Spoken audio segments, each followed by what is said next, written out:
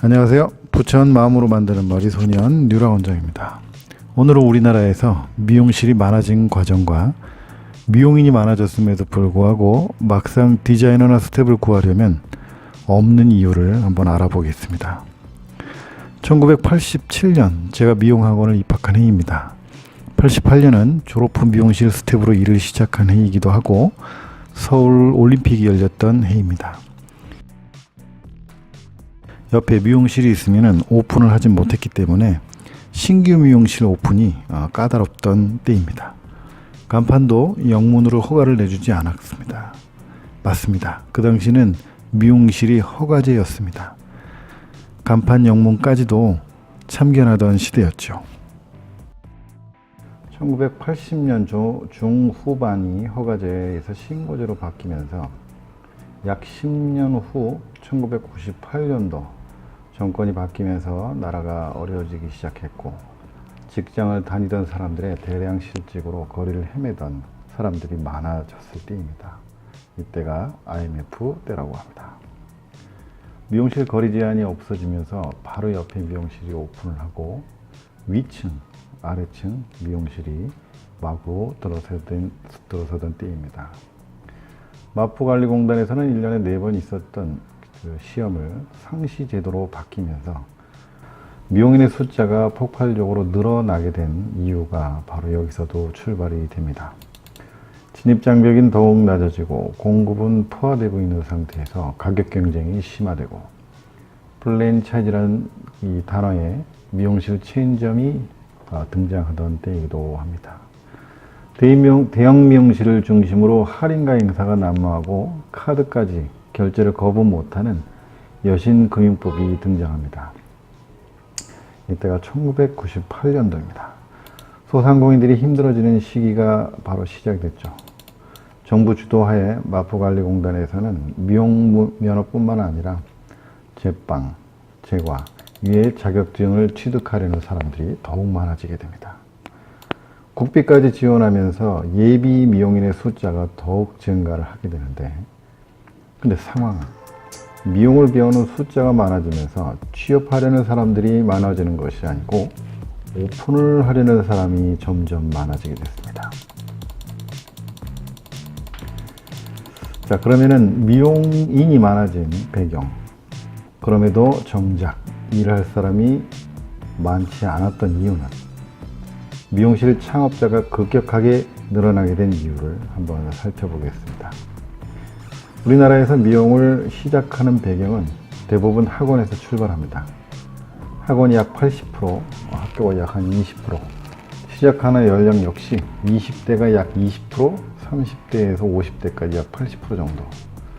면허증을 취득하는 과정도 미용학교를 졸업과 동시에 면허증을 교부하는 고등학교나 대학교가 이런 시스템 형태로 되어 있었고, 미용학원에서 재수가 좋으면 3개월 만에 자격증을 취득합니다. 그것도 이제 국비로도 가능하게 되는 시대가 열렸습니다. 졸업 후 20대는 이제 취업을 하게 되고 30대 이후는 취업 또는 오픈을 하게 됩니다. 여기서 힘든 과정의 이유로 포기하는 사람이 상당히 많이 생기는데 30대 이상 미용인은 취업이나 오픈 과정에서 그 힘든 과정을 이기지 못하고 다른 직업으로 전직을 하게 됩니다. 또는 다른 자격증 취득으로 이동을 하게 됩니다. 그래서 좀 다르지만 다른 자격증은 4-5개를 가지고 있는 분들이 자랑삼아 이야기하는 분들도 있었습니다. 네일, 메이크업, 피부, 또 불법이지만은 연고 화장도 사실상은 굉장히 많은 초기 예비 미용인들이 넘어가는 분야이기도 합니다. 막상 일을 해보니 까다로운 헤어보다 상대적으로 쉽다고 생각을 하기 때문에 다른 그 분야 쪽으로 이동하는 분들이 점점 많아지고 있고, 또 다른 미용인들은, 미용 예비 미용인들은 아예 다른 직업으로 전직을 하는 경우들이 속속 등장을 합니다. 여기서 장롱면허라는 말이 만들어집니다. 우리 미용하시는 원장님들이나 우리 선생님들도 가끔 이런 분들이 있죠. 미용 손님들을 갖다가 받는 과정에서 헤어 면허증 나도 있는데 하는 말을 많이 들어봤을 겁니다. 자격증이 너무 많아지면서 자격증에 대한 어떤 가치가 많이 떨어지는, 또 면허를 만들어 놨는데 본인들조차도 기술이 안 되니까 일을 하지 못합니다. 그러니까 자괴감이 많이 들겠죠. 점점점 쉬운 일로 이동을 하고 임용을 갖다가 자격증을 취득했음에도 불구하고 지속적으로 하지 못하고 중간에 포기하는 경우가 생깁니다. 하다 기술은 부족하고 좀 더 쉽게 할 수 있는 일은 없을까 찾다가 저가 염색방 오픈으로 이어지게 됩니다. 이것은 우리 한국 미용의 전체적으로 질을 좀 더 낮추는 계기가 되기 시작합니다. 협회 같은 데서는 사실은 회비를 내는 미용실의 증가 숫자가 많아지는 것을 더욱 반기죠. 그래서 지역마다 적극적으로 제재라든가 뭐 이런 걸 하지 않는 협회들이 더 많은 것으로 알고 있습니다. 여기서 이 협회의 활동이 조금 소극적이기 때문에 이런 것들이 좀 더 증가하지 않았나 하는 생각도 해봅니다. 그것도 하지 못하는 사람들은 이제 미용을 갖다 포기하는 분들이 많았겠죠. 자격증을 많이 배출을 하면 뭐합니까? 어떻게 보면은 이건 정부의 계산되지 못한 안이한 생각 때문에 각각 그 미용뿐만 아니라 그 자격 제도를 가지고 있는 여러 가지 직종들이 포화되는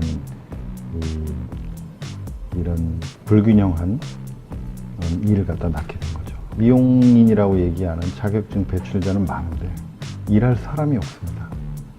잠깐 여기서 미용인들을 증가 추이를 그래프로 한번 살펴볼게요. 자, 요 그래프는 미용TV라고 제가 구독해서 보고 있는 그 채널에서 발췌한 통계청 자료입니다.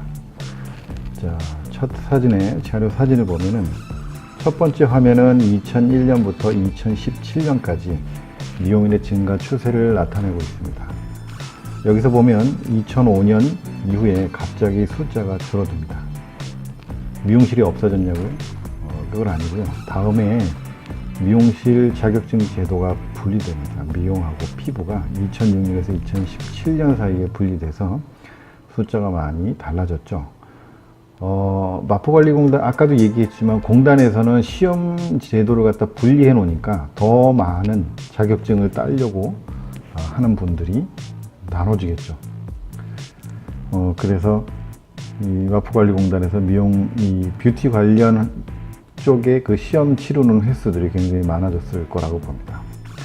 이후 2007년에서 17년, 약 10년 동안 10만 126명, 약 30% 정도 증가를 했습니다. 그 이후에 2018년 자료는 아직 나오지가 않았어요. 통계청에서 이건 아마 내년이나 내후년쯤 나오지 않겠나 지금 보고 있습니다. 지금 아마 더 많아졌겠죠? 지금 자료가 이 정도면. 자, 그러면 이제 미용실 숫자가 이렇게 늘어났고, 미용인 증가 숫자를 한번 보겠습니다. 미용인은 더 가파르게 더 많아집니다. 2001년에 12만 1155명에서 역시 2005년 13만 2852명으로 증가를 하다가 2007년에 피부과 분리하면서 11만 8184명으로 떨어졌다가 10년이 지나면서 15만 8983명, 약 40% 이상 증가를 하게 됩니다. 제가 보기에는 이렇게 많아진 미용사 숫자가 정확치 않을 수도 있어요. 왜 그러냐면 자격증을 취득하지 않고 실무에서 일을 하는 미용인들이 상당수가 있기 때문에 그분들이 합쳐진다면은 미용인의 숫자가 이거보다 더 많으리라고 생각을 해봅니다. 그러면 우리나라 인구 대비로 평균 미용실 방문 숫자를 예상을 한번 해볼게요. 우리나라 인구가 5,100만 정도로 알고 있는데 5천만을 기준으로 계산을 해본 것입니다. 5천만 나누기 15만 8,983명 계산을 하면은 1인당 314명 꼴이 계산이 됩니다. 경제 인구가 2,500만 정도 또는 미용실에 가지 않는 사람들의 숫자를 제외한다면 이 인구는 조금 더 적어질 수 있다라고 계산된 인구는 좀 더 적어질 수 있을 거라고 봅니다.